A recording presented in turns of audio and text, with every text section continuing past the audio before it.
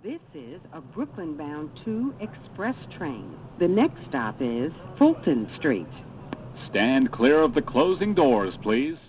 Halo, kembali lagi dengan gue Reinhardt dari Laetobz. Kali ini gue mau ngasih tahu gimana sih caranya kalian mengganti background WhatsApp kalian. Terutama tutorial ini untuk HP iPhone ya. Jadi ini gue mau tunjukin contoh dari backgroundnya ya. Nah, kalian bisa lihat di background chat grup gue itu bukan foto default dari WhatsApp-nya tersendiri, tapi dengan foto wallpaper yang gue upload. Nah, gimana sih caranya? Gampang banget, kalian tinggal ke setting, terus kalian ke chat, setelah itu ke wallpaper. Nah, di sini ada 3 cara dan 3 pilihan kalian untuk mengganti wallpaper chat kalian. Yang pertama itu adalah wallpaper library. Ini udah disediain dari WhatsApp sendiri, kalian bisa pilih.